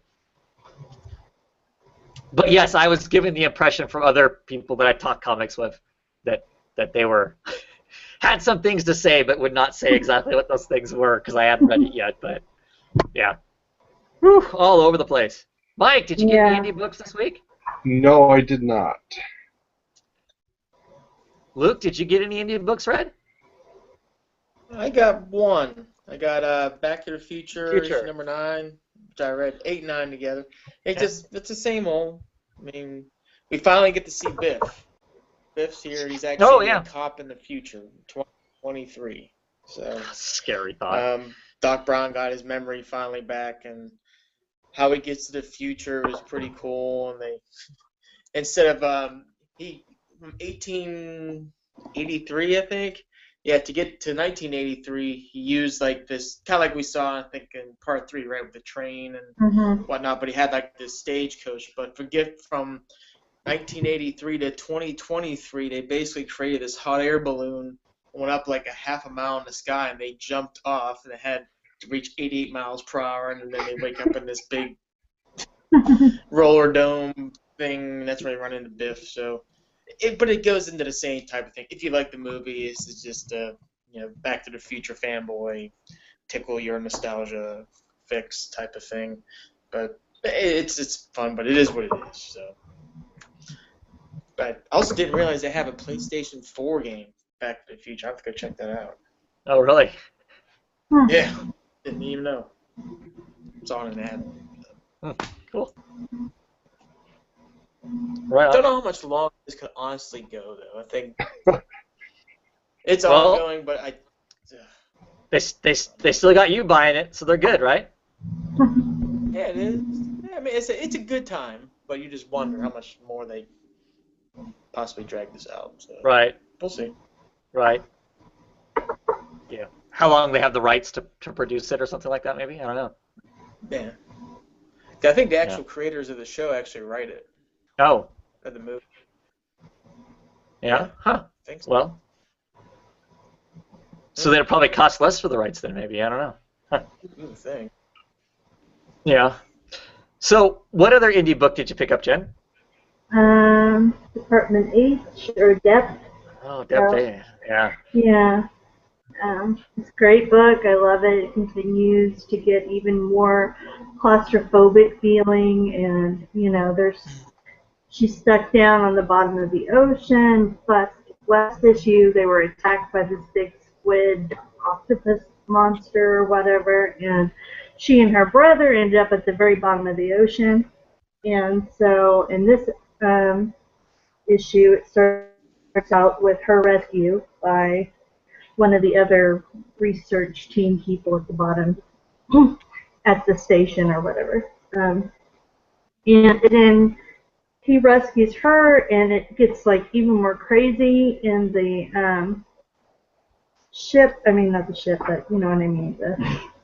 This not a space station, but it's like a space station underwater. Right. Anyway, there's a lot of like juxtaposition in this between space and deep ocean. But yeah, one of the members gets sick like crazy, gets some sort of disease, and they have to kind of sequester him to keep him from sabotaging the whole thing he opened up and let water come in. To a bunch of different areas in the station, and yeah, so they may all die anyway before she can figure out this murder mystery. But which is really where we started out. Her dad died, and she was sent there to kind of figure out who killed him, because there were only a few people there, and it had to be one of them. So yeah. It's crazy, but it's good. I love it. And at the end of each, we get like a journal entry of hers that kind of tells, what are the motives she thinks, or, maybe could it be this person? So right now her brother's still out there, and she was trying to go and rescue him before the crazy sick guy, tried to destroy the place. And so then you're wondering, maybe it was him, maybe he killed the father because he's got this illness, and maybe he even says in there he'd done some sabotage before. So yeah, I don't know, crazy, but it's a good book, and it feels really just like, how what was that Scott Snyder book that was good, the first half? I can't remember. Oh, The Wake? The Wake. The Wake. It has kind of that feeling, right. kind of like the Wake feeling, where you were down, you were underwater and there were monsters all around, that kind of thing. It has that kind of uncomfortable, claustrophobic feeling, to the book. Right. That knowing that you can't just run. Right, you can't just get in your car and drive away from whatever the scary thing is, because there isn't an option to do that. Right. Right. Yeah. Cool. It sounds cool. Now, is that going to be an ongoing? Do you know, or is it do they have a planned limited? This is, You or is it know, going to be like, or is it going to be like I'm Mind guessing Management? it's Because that went on for a not. long time. Yeah. I don't know. I mean, I was figuring it's probably not going to go on forever. I mean, eventually she's going to solve the mystery, so I think it's probably not going to last that long. Hmm. But it makes me want to go check out my management because Right. it's really good, you Yeah. know. Yeah. Yeah. Another one of those books that's got a different style of art too. I mean, it's uniquely, Right, and and the colorist, I mean, his wife or whatever, she does a uh, really good job with the colors from, the flashbacks, um, and then the current day stuff are different colors. Like the mhm. flashbacks are kind of like muted blue color, and then the blue is really brightly colored, and then modern day stuff. I really dig it. It's a good book. So I would at least say pick it up and trade Yeah. because it's good. Yeah. Ryan C is saying that it's an ongoing. It's planned for 3 years. Oh, really? Wow. So I wonder where we're going to go with it after she solves the Depends on how long mystery it of her takes. father. Depends Yeah. on how long it takes for her to solve that, right? Yeah, I guess so. 3 years, really? Wow. I My don't know. guess, my guess would be is so like 36 issues is what we're looking at, something around that is be my guess is for a 3 year kind Wow. of a I thing. mean, I'll buy it So as long as it's coming out. So yeah, so maybe one of those kind of things as she's trying to discover the mystery of her father, she of course gets herself involved in a bunch of other mysteries too. I Would be guess my so. Or it could would be my move. guess. I don't know if it'll. Yeah. She could take over. There could be some sort of threat out there, maybe. Hmm. She could take over Cool. what her father was doing before. I don't know. Sure. But Cool. Yeah. at Well. this point, we're still trying to figure out who killed him. So, Yeah, I may have to do some hunting to see if I can get caught up with singles with it because I just keep hearing good stuff. Um, maybe my the local chain store is going out of business. I don't know if they have copies or not, but I may be a vulture and sit around and wait until I get down to those final days and then see what kind of stuff I can pick up that might be floating around like that. So we'll see. Yeah, yeah, cool. I'm going to talk about Black Road. This is issue number 3. Out Come the Wolves. Um, Not a real big fan of this cover. This character looks really weird on here, but it's not indicative of the art inside, even though it's the same artist. Stuff inside I think is really good. Um, this is I really enjoy this book, and I really like this issue. There's not tons of dialogue with this issue. A lot of it is they're out kind of out in they're on the open plains of the quote unquote Black Road, um, heading north to try and figure out what's going on. Um, at the end of the road, where there's a fort is being built by the Christians, and the fort that's being built is crazy huge. It's nothing like anyone's ever seen and whatnot. And these two characters are moving that direction, but they're this open plains where it is freezing cold. People are literally freezing to death in their beds. And the main action of this, they're being chased by these wolves. But while they're being chased by these wolves, you learn more about the two main characters, Magnus and I can't remember her name off the top of my head. But I think it's really interesting. Wood does a good job, and the people he has working with do a good job of capturing the bitterness, the coldness of what like some travel across like Norway or Sweden and the bitterness of winter would be like and stuff. I really enjoy it for that, and I'm intrigued about this kind of the Christians are building up this power base in the north, and why? Because it almost seems sinister, and sinister beyond the stereotypical, like if somebody's going to take shots at Christianity during this era, when they were expanding, the church was expanding across everything, more in that this um, uh, Baron Duke, Archbishop, I guess is really what he is. That's been kind of excommunicated.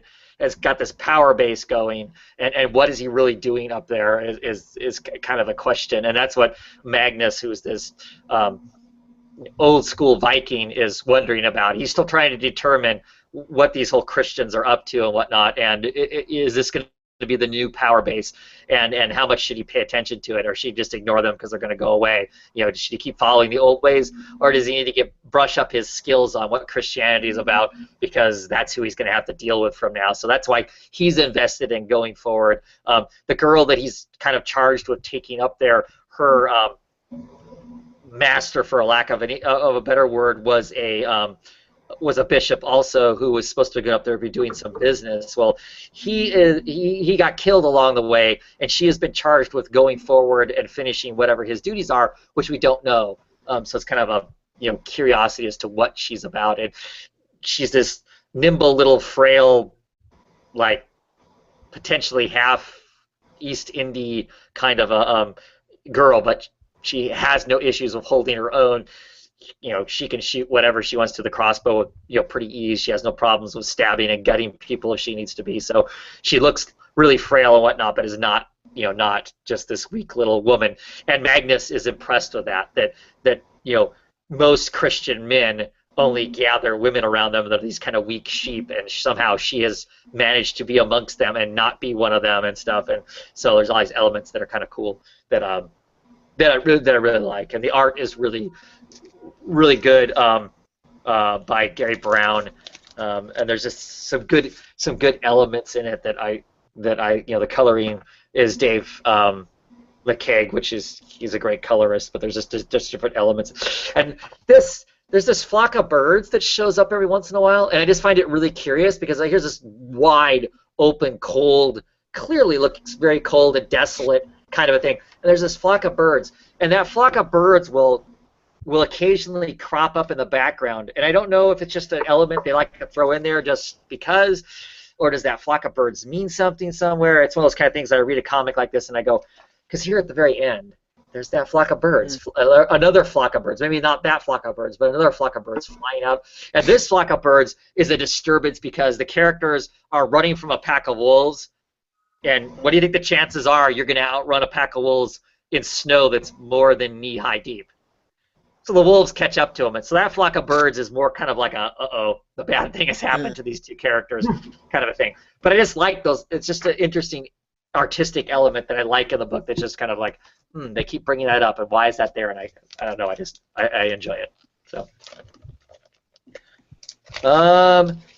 let's see. I won't talk the Kelly Sue books because you haven't read them yet, but I enjoyed both of them. Pretty Deadly is the end of the arc. Really enjoyed it. I like the folk tale esseness of the way this book has been written since issue 1, and another book that's just like, talk about being visually stimulating, between Emma Reyes' art and Jody Valeri's coloring. It's just, you can look at a page for a very long time to absorb everything that's there. There is one part in this where there's a lot of red, and the red is kind of separates the panels. It's like a 3-panel grid that is almost confusing to look at. It's hard to determine exactly what's going on in it, but with what is going on, it's a fight. I don't know that you need to crisply, clearly understand what's there, just that there's chaos, and so the page works for that, but I really have been enjoying that.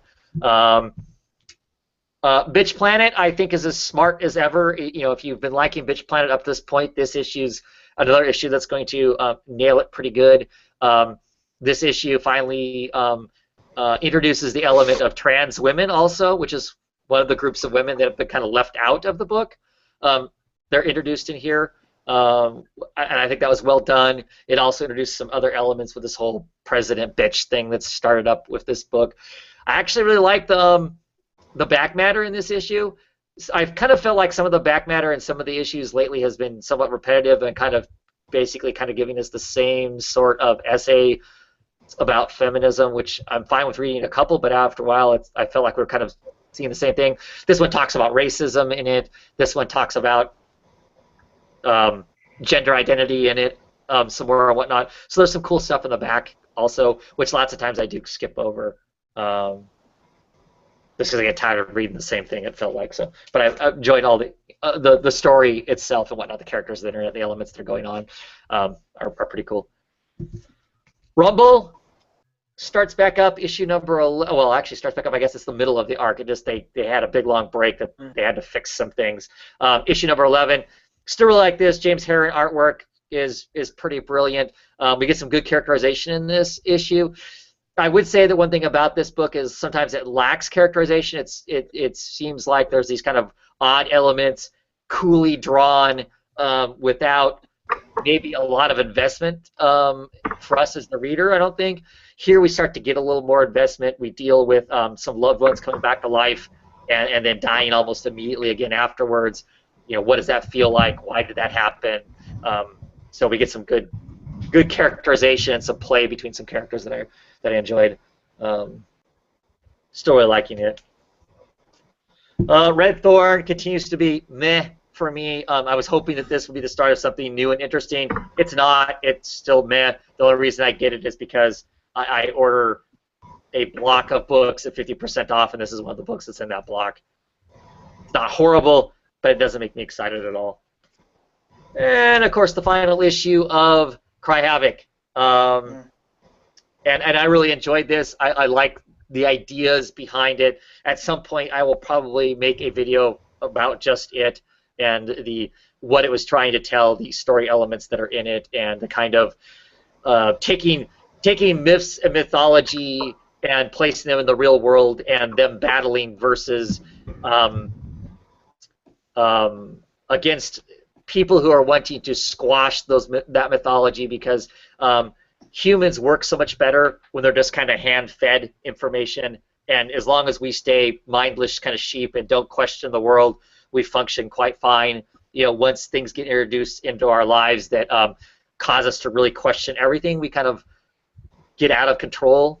And so there's an element in this story that's trying to keep things under control. And of course, there's the mythological creatures that would like to exist and would like to be acknowledged as existing, in that kind of conflict between the two, which was interesting. I'm hoping the trade sells like hotcakes, so maybe we'll see more down the road. They did leave it to where they could obviously write more story if they wanted to, but it does clearly end. You know, if they needed it to end, you know, people ride off into the sunset as much as they can. But yeah, I liked it. That's a stark cover. I like how that cover. Yeah, I'm definitely going to check out the trade. Yeah. This cover, this is the variant cover for this whole series. I picked up the variant cover because I like this big giant number, you know, the big giant number 6, because all of these, the number itself, inside the number is the human-looking version of the character. It's because they're all like special ops military people, and so they're, you know, she is wearing a military uniform. She is carrying a gun. And then behind the number is whatever mythological creature this is. And this is a Malaysian vampire. And the Malaysian vampire is a woman. Her head comes off at the neck, and she flies away from her body. But all of her entrails and guts and organs hang off of her stump as she flies around and attacks and sucks the blood. Basically, there's lots of cool vampires in this book, and they're vampires from other places, which leads you to believe that basically Western European vampires, you know, the traditional Dracula, I want to suck your blood, is like the most boring of all vampires there are in comparison to all these other crazy, you know, mythological versions of it and whatnot. So yeah, another cool thing about this book is each of these issues, there's a back matter in the back of it where basically Simon Spears, the writer, kind of talks about some of the panels, you know, what's in there. He kind of gives you a look into his notebook of all the stuff that he goes through and all the information he gathers, just to give you this simple panel. I mean, there's just so much to what's there, you know, to kind of give you an idea of how much background they look into to simply provide us a story, which is really interesting. I mean, I guess some people are giving him a hard time about if you have to put all that stuff in there, you clearly aren't writing a very good book, and I think that's total nonsense. I think that's ridiculous. The story stands on its own quite well, but it's just, to me, it's cool to kind of get the behind the screen, you know, behind the veil, you know, what all else is there, you know. I mean, there's some hyenas in this story, and he goes into great detail about all the information about these hyenas that a normal person, might not know, which ends up being kind of really interesting ultimately as to how how hyena society works, for instance, and whatnot. You don't need that for the story at all, but it's just curious, added element. So, but yeah, it's cool. I liked it. And that's it. That's my books. Any indie-ish kind of news? I don't know. Maybe what that would entail. Anything? No. Yeah. I've heard of nothing earth-shattering or whatever. So I guess that's it, huh? Call it a night. Next week is a 5-week. So. Oh well, let's look at that, because yeah, week 5 typically the big two don't put out a lot on week 5, right? Right. I was kind of just looking through stuff, and then it's also 4th of July weekend. So. Is it Does that really? affect you? Because 4th is on a Monday, so it's the weekend before it. Oh, it won't have any play Right. for me. So let's see what is going on as far as next week. Wonder how this Grayson annual. I know I read the last issue of Grayson, so I don't know what they're going to do with his annual. I'm getting it. I mean, I ordered it, so I know I'm getting it. Yeah, that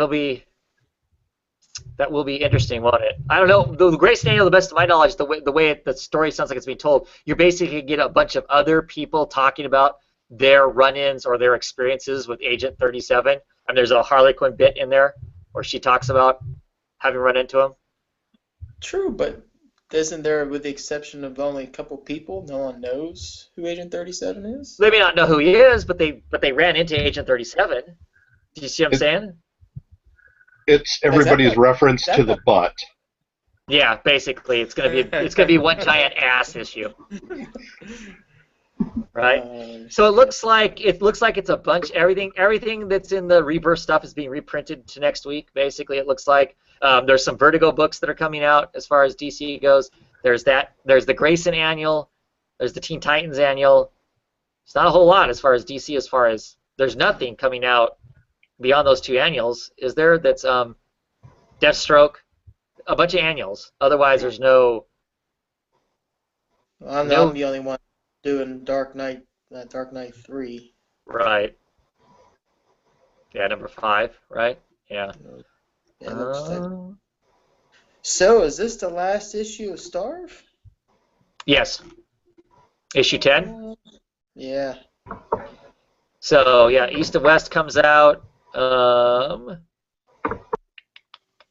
Starve number 10, yeah, last issue. Yeah, it's going to be a light week because there's not much in the way of Image. And, of course, I think Marvel is largely in the same boat, right? I think Black Panther comes out. Yeah, it's going to be a really light week that week. I don't know.